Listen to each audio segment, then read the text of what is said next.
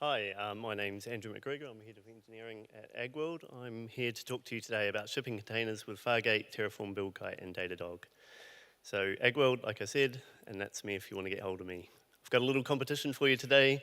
There's a $50 Amazon gift card or JB Hi-Fi prize. Spot the movies and email me them. How many are in here? They've all got containers in them. A freebie here, this is War of the World with Tom Cruise. So there's my email address again, reach out.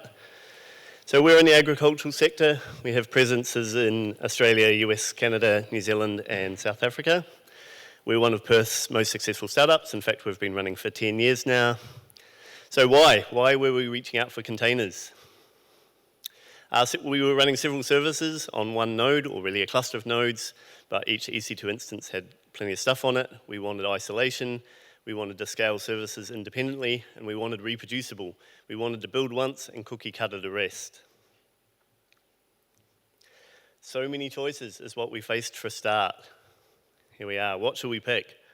So we settled on Fargate for a start. It was an easy first step. We could scale tasks without having to scale the cluster. And we could move to ECS, EC2 if we wanted, and other container platforms were of course also possible. So we had a way forward if we didn't like Fargate. It also gave us access to AWS savings plans. As we took stuff off RIs, we could move them onto savings plans pretty seamlessly. Terraform is very important to us, the reproducible aspect, infrastructure as code. So we wrote a bunch of modules that could set up infrastructure for our containers, our container services, covering things like this.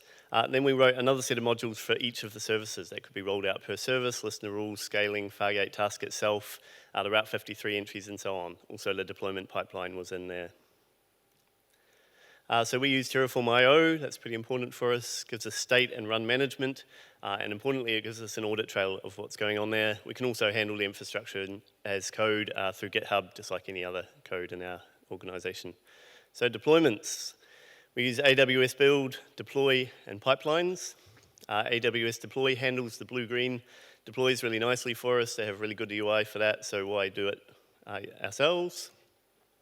But we did have the questions of how the devs will interact with that. How will they kick stuff off? How will it reach into Git, so on. And we also found around that there were a few surprises around what was considered healthy in terms of your service. So we settled on Build Kite. This gave us a good UI for devs. It also gave us access to their Elastic CI stack, which is really great for spreading out our quite large test suite. So we use this to test, build, deploy, and promote our containers to production. We use Datadog for observability. That runs in a sidecar container on the task. Logs are also grabbed off via a further sidecar. Fargate support there felt a little bit new. You can ask me about the DD Docker emphas tags while goose chase if you want. What we've learned. Building something reproducible across multiple services was harder than we thought. It's not as easy to refactor infrastructure as it is code. And if you know or think you can do better, there's always room for improvement. We're hiring, come talk to me, or email me on this address. So if you spotted all the movies, don't forget to get your entry and win some free money. That's it, thanks.